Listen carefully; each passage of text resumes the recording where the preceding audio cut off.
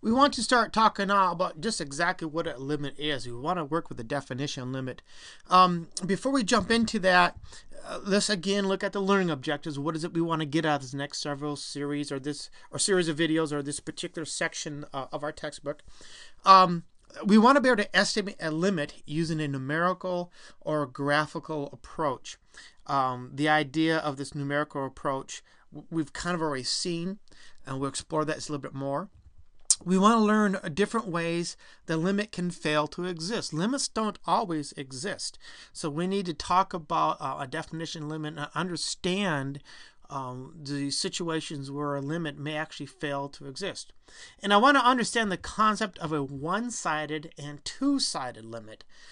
This whole idea of a one-sided and two-sided limit is actually pretty important because it pops up for different times, for different methods or different techniques that we need to use, different types of problems that we need to solve. So let's start off with a non-formal definition of a limit so that we can grab some notation and use it. Now suppose a function f is defined for all values on an open interval containing c, except perhaps at c. If f of x is arbitrarily close to L, where L is a real number, when x is sufficiently close to but not necessarily equal to c, then we say, and this is the notation that we will use, that the limit, LIM for limit, as x approaches c of f of x is equal to L. Now, this definition, when you read this, even though it's not a formal definition, it's a mouthful. So let's go ahead and I'm going to quickly just draw a graph of some function. Doesn't matter what. Here's just some function.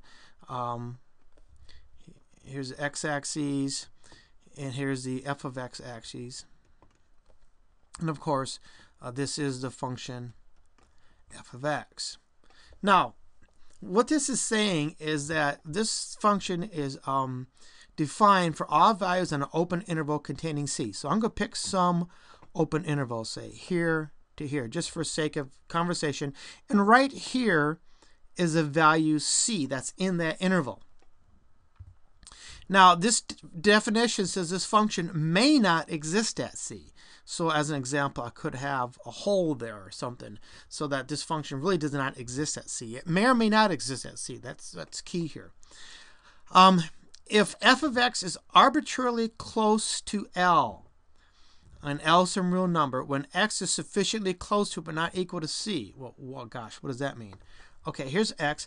As x gets really close to c, what this is saying is that f of x at c is, say, right there. See, f of x gets really close to this value, whatever that value is. And that value we're going to call L. So as x gets really close to c, you can see f of x gets really close to some value, which is going to be right here on the y-axis. And even if I come from the other direction, as x gets close to c, then what's happening is, again, f of x is getting infinitely close to this value on the y-axis, which we're calling L. So that's what this notation means. As x gets really close to c, f of x gets really close to L. And L is a real number. So in a nutshell, that's what a limit is. But obviously we're going to explore this in much more depth.